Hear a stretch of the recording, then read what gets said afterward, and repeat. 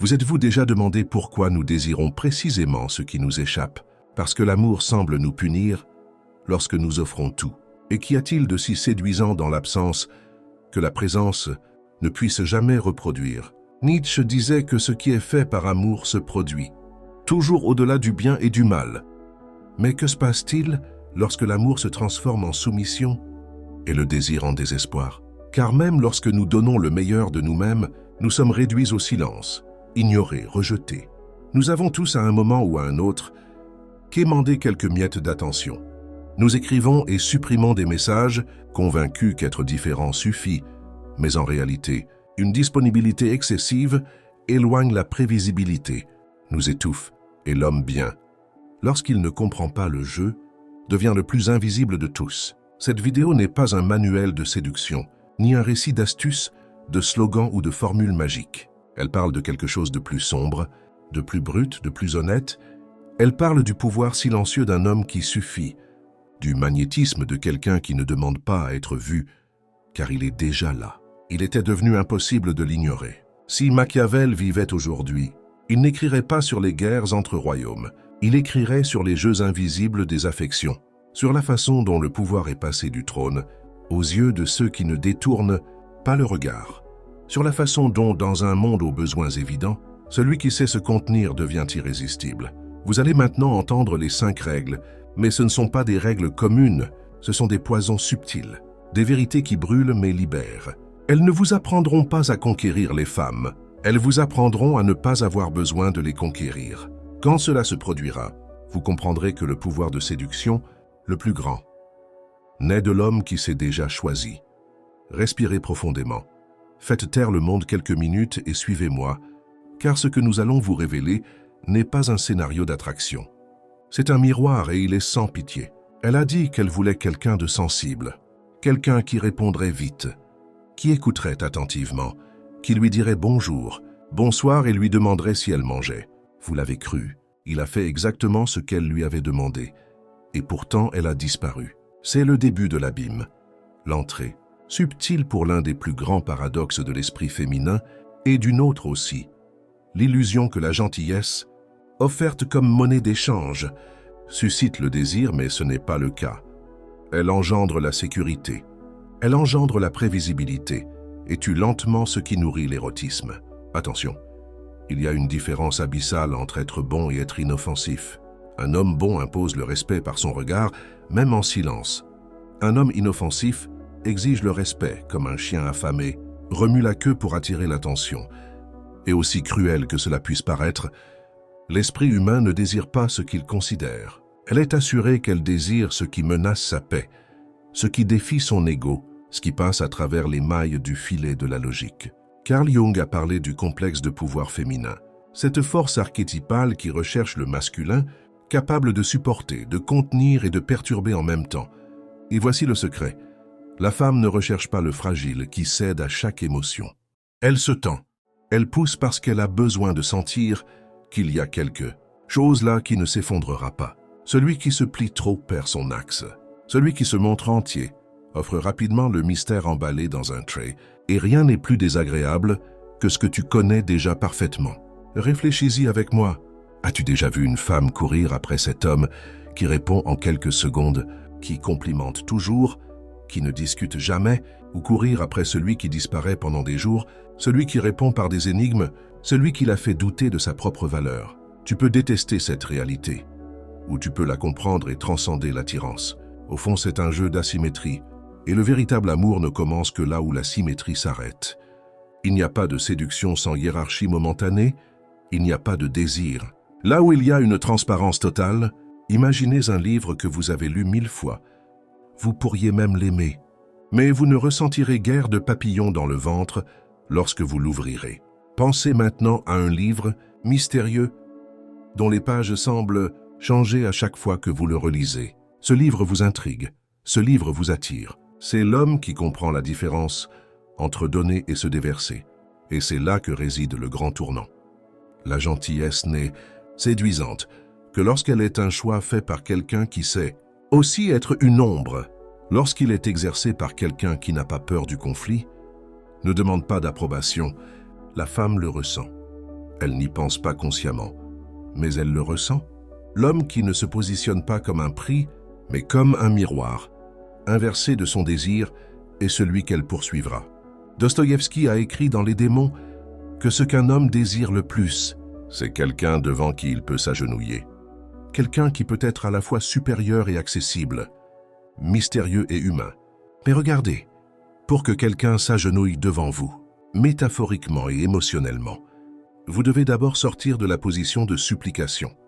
C'est cruel peut-être, mais l'amour, quand il ne l'est pas, naît de l'admiration, meurt noyé dans le chagrin. Donc, il ne s'agit pas d'être froid, distant ou cruel. Il s'agit d'être complet en la regardant dans les yeux et de ne pas avoir besoin d'être choisi pour se sentir comme un homme qui n'aime pas être aimé, mais parce que vous êtes déjà l'amour lui-même dans la chair. Quand vous comprenez cela, quelque chose change, vous arrêtez de courir. Après arrêter de mendier des messages de présence, de réciprocité, vous vous levez du sol de l'illusion romantique et commencez à marcher avec la posture de quelqu'un qui sait que ce n'est pas une question de combien vous donnez, mais de combien elle veut accéder à ce que tu ne lui as pas encore donné. Et puis, mon ami, elle commence à te courir après, non pas parce que tu l'as trompée, mais parce que tu es finalement devenu impossible à ignorer. Music Hill, il y a une force qui ne crie pas, qui ne se montre pas, qui ne demande pas la permission, qui entre simplement dans la pièce et change la température. Avez-vous déjà ressenti cela? La présence de quelqu'un qui n'avait pas besoin de dire un mot, et pourtant tout le monde regardait. C'est le pouvoir invisible.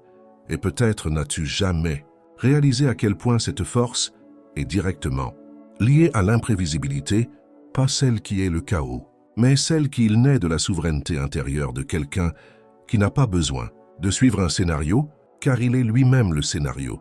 Au premier abord, on pense qu'une femme recherche la stabilité.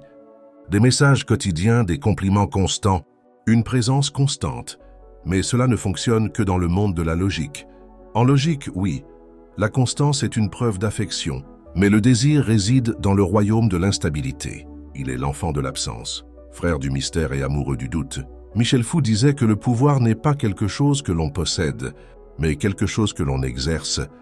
Et dans le monde de la séduction, cet exercice ne se réalise pas, présence constante, mais pour la capacité de disparaître sans culpabilité et de réapparaître sans explication.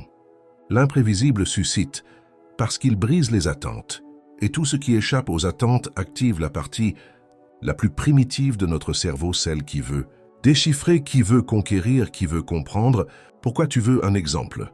Ce garçon qui envoie des fleurs la première semaine, qui envoie bonjour tous les jours à 7h43, qui commente chaque histoire avec un cœur ou un pense qu'il est gentil, mais en réalité, il est lu comme un livre didactique utile, mais ennuyeux. Maintenant, pensez à l'opposé, celui qui apparaît avec un message énigmatique, après 2 jours de silence, qui publie quelque chose d'instigateur, et disparaît, qui vous fait rire, puis disparaît comme s'il était immunisé contre son propre charme. Ce n'est pas le plus beau, ni le plus intelligent, mais il est le plus mémorable, parce que son cerveau essaie en vain de le faire rentrer dans un modèle, et échoue et en veut encore plus. Machiavel a écrit que les hommes jugent plus par leurs yeux que par leurs mains, parce que tous peuvent voir, mais peu peuvent toucher.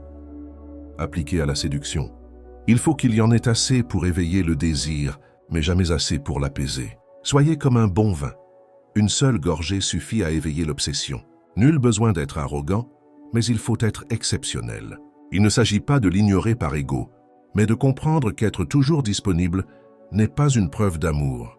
C'est un gaspillage de valeur. Et il ne s'agit pas seulement de messages. Il s'agit d'énergie, de regard, d'attention.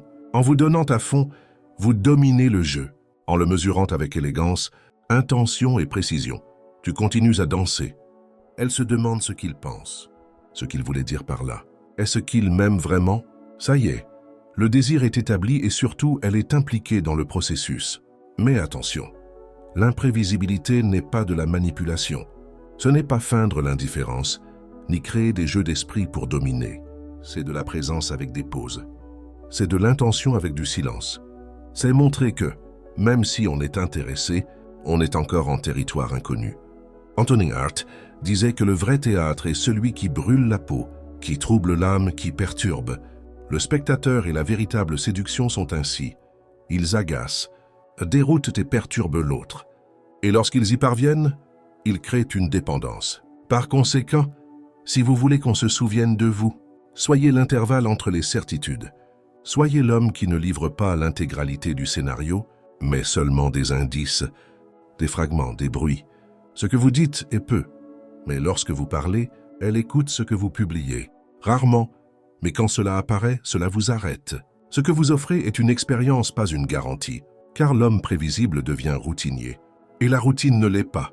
Qu'aimer est toléré, mais l'homme imprévisible, celui-ci devient une dépendance au fantasme de mémoire, non pas parce qu'il est inaccessible, mais parce qu'il est essentiellement libre. Arrêtez-vous une seconde et pensez à combien de fois vous avez essayé de vous faire comprendre par quelqu'un qui ne voulait même pas écouter, combien de fois vous avez écrit des paragraphes justifiant votre silence, combien de fois vous vous êtes excusé d'avoir simplement été honnête, direct, peut-être intense. Et maintenant, regardez le résultat.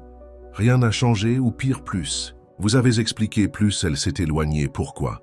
Parce que l'explication, quand elle vient l'insécurité ne clarifie pas. Elle dénonce. Elle révèle que vous êtes mal à l'aise avec votre propre valeur. Et cela, mon ami, est le contraire de ce qui attire. Dans un monde de discours superficiels et d'opinions exaltées, le silence est devenu d'or. Et l'homme qui maîtrise son propre silence, qui ne se précipite pas pour combler son inconfort de mots, devient fascinant, non par faux mystère, mais par véritable retenue. Machiavel a dit « Il est plus sûr d'être craint qu'aimé lorsqu'il faut renoncer à l'un des deux. Et on peut même le mépriser, mais pensez au-delà de la surface, ce qu'il dit, c'est « Il est plus puissant d'être respecté que d'être aimé. » Et le respect naît de la fermeté, de la capacité de ne pas se plier à chaque vent, de ne pas se justifier pour chaque bruit, de ne pas essayer de convaincre qui que ce soit de quoi que ce soit. Regardez ce qui se passe quand vous expliquez trop, vous abandonnez du territoire, vous abandonnez le contrôle du récit. Vous permettez à l'autre de vous mettre dans un tribunal émotionnel. Et là, vous serez toujours l'accusé. La femme vous demande toujours pourquoi. Il vous a fallu si longtemps pour répondre. Vous paniquez, je suis désolé. J'étais occupé. Je jure que j'ai pensé à toi. C'est juste que j'ai eu une journée chargée. Mais j'aime te parler. Fini la partie. Tu viens de dire « Mon temps vaut moins que le tien » et ton interprétation de « Moi m'effraie plus que ma vérité ne me donne de force ». Maintenant pense à l'inverse. Demande-toi. Tu souris et tu dis d'une voix calme « Je ne suis pas pressé par ce qui en vaut la peine ». Cette réponse n'est pas un slogan, c'est une déclaration. C'est un rappel silencieux que tu n'es pas à vendre, que ta présence est un choix, pas une obligation. Et cela suscite quelque chose d'étrange dans son admiration. Savez-vous pourquoi? Parce qu'elle vit dans un monde où la plupart des hommes tremblent d'inconfort, où un seul regard suffit à les faire disparaître au nom de l'acceptation. Mais quand on reste ferme même face à l'incompréhension, on crée non seulement une tension, mais aussi une identité. On montre qu'on est prêt à être incompris, si c'est le prix de l'authenticité. Freud disait que le symptôme est une forme déguisée de la vérité, et beaucoup d'hommes aujourd'hui sont malades du besoin d'approbation. Chaque excuse me semblait impolie. Ne vous méprenez pas. Je voulais juste être gentil. Ils s'effondrent lentement dans leur tentative d'être aimés de tous, mais le véritable amour ne naît pas d'une adaptation excessive. Il naît de la solidité du « je le dis sans arrogance mais avec cohérence ».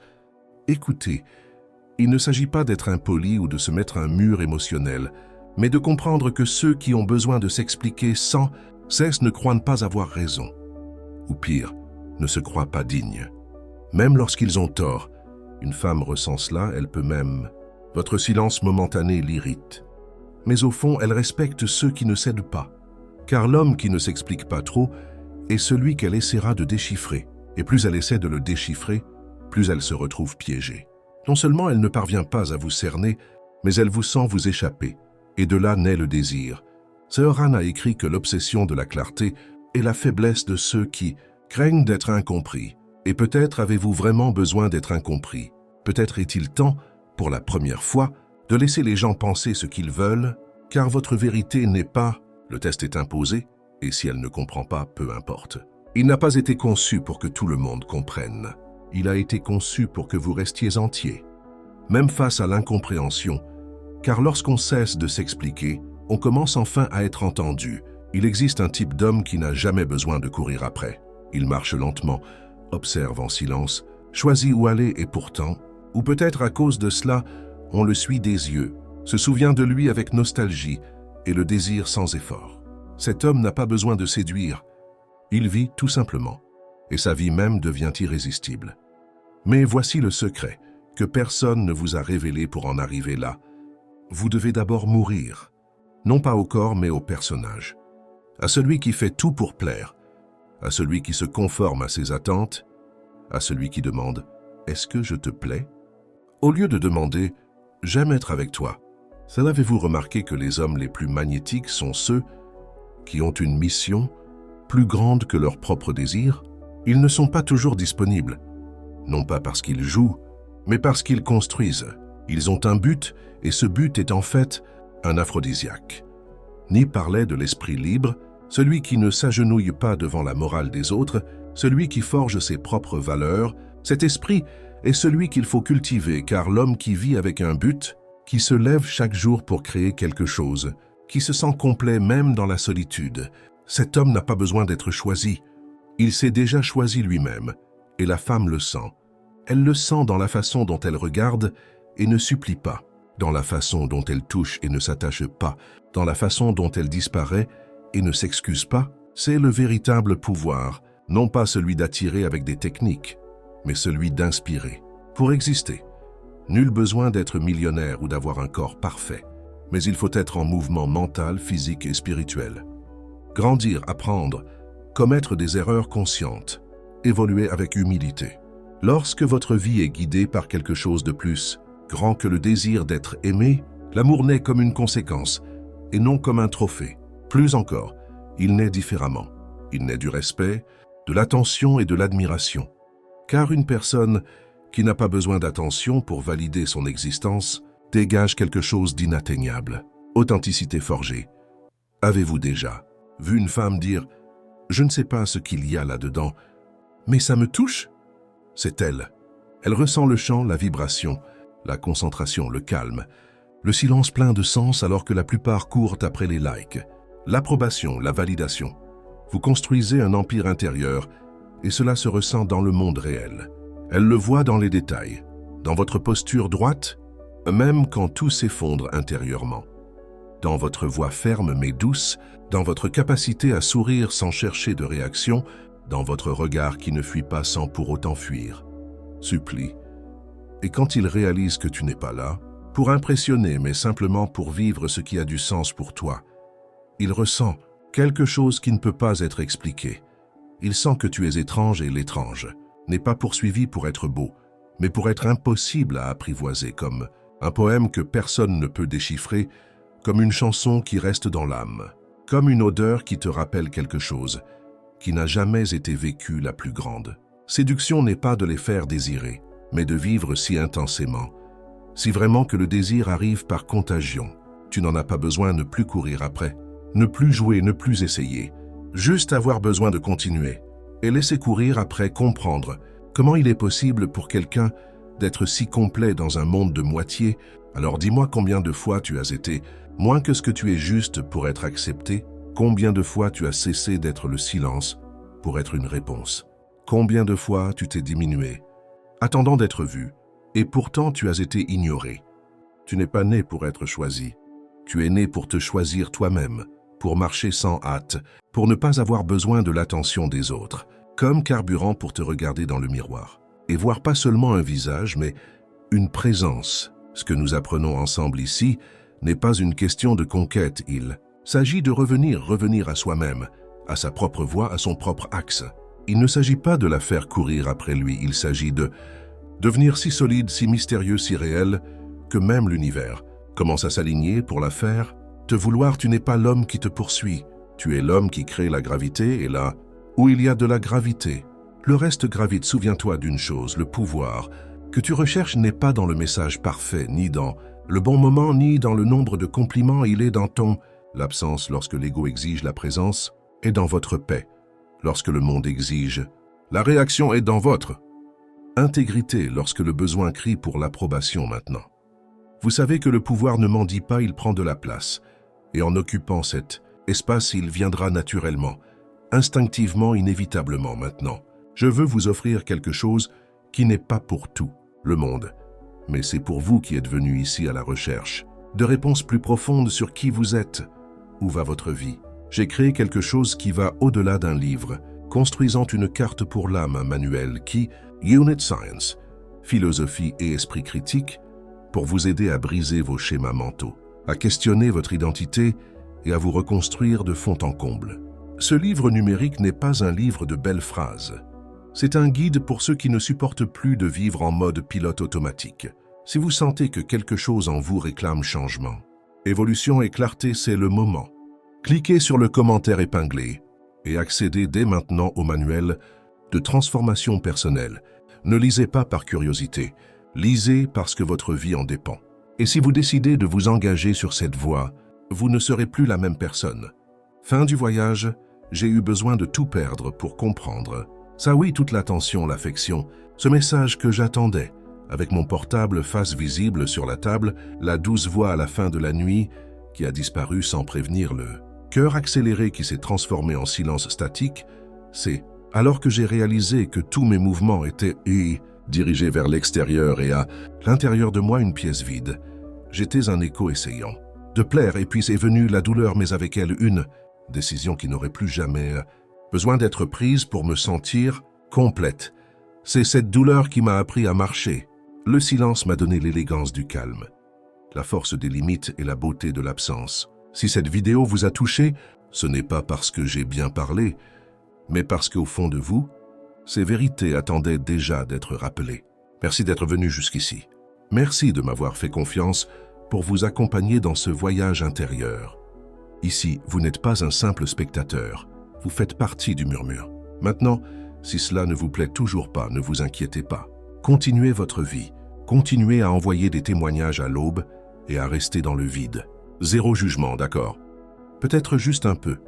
Mais si tout cela vous a semblé clair ou vous a dérangé, n'hésitez pas à laisser un commentaire, même un seul. C'est ce que j'ai ressenti.